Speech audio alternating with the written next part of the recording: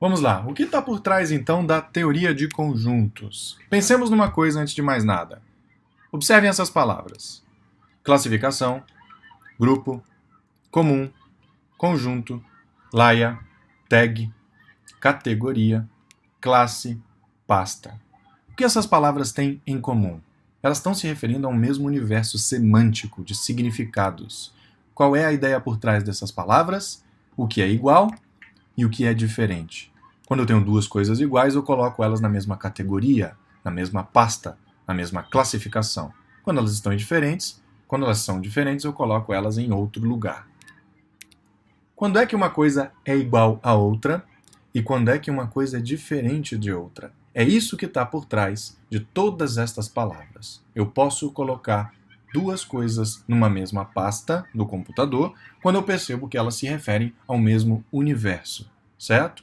É claro que isso muda de um lugar para o outro. Às vezes eu tenho João e José, que são pessoas diferentes, mas ainda assim eu posso chamá-los de pessoas.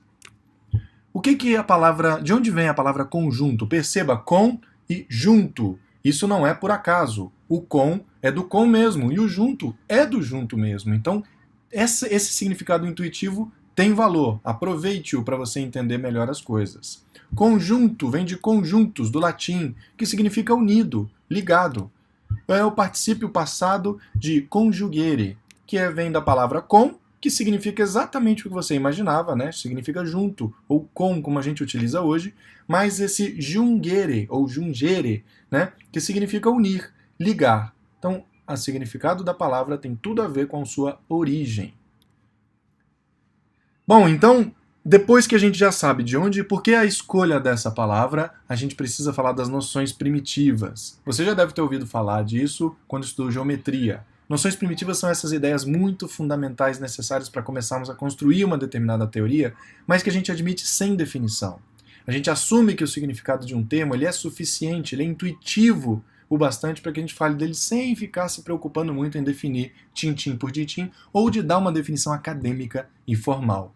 Tá bom? No caso da teoria de conjuntos, eu preciso de basicamente três noções primitivas. Uma é o próprio conjunto, a segunda é o que significa ser elemento, e a terceira é a pertinência entre elemento e conjunto. Vamos falar de cada uma dessas três agora. O que é o conjunto? O conceito matemático de conjunto, ele tem a ver com essa ideia intuitiva utilizada na linguagem comum. Ele refere-se a agrupamento, né, ou coleção de coisas que tenham características em comum, de forma que parece fazer sentido juntá-las num grupo.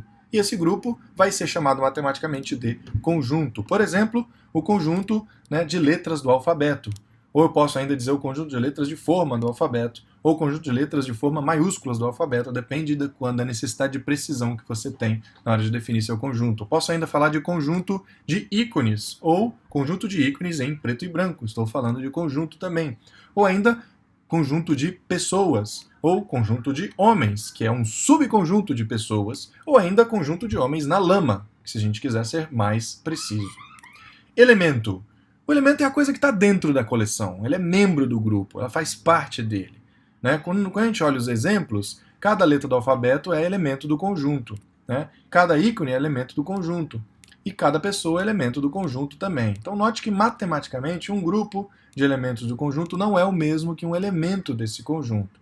Tá bom? É muito importante a gente ter a diferença do que é elemento e do que é conjunto. Já já a gente vai tocar nesse ponto. A, E, I, O, U não é um elemento do meu conjunto de letras do alfabeto. Se eu falo conjunto de letras do alfabeto, veja que está marcado em negrito aqui, letras do alfabeto, cada letra do alfabeto aqui é o elemento, e não um conjunto restrito de letras do alfabeto, como seria A, B, C e D, ou A, E, I, O, U.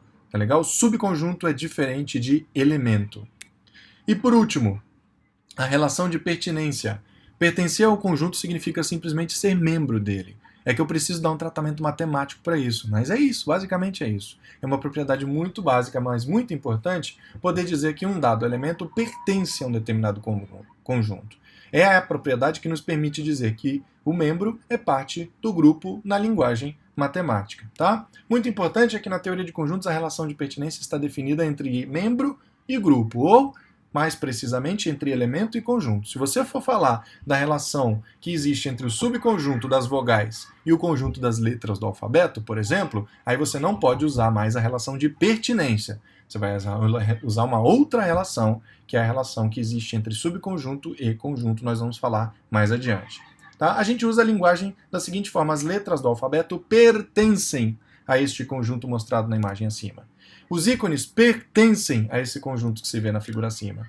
Né? E as pessoas pertencem a essa foto que aparece acima. Então a gente tem que usar, na matemática a gente vai usar pertence. A gente não vai usar é parte de, ou a gente não vai dizer é um membro de. A gente vai utilizar pertence. Essa palavra é importante porque ela é precisa e é ela que a gente deseja. Tá legal, pessoal?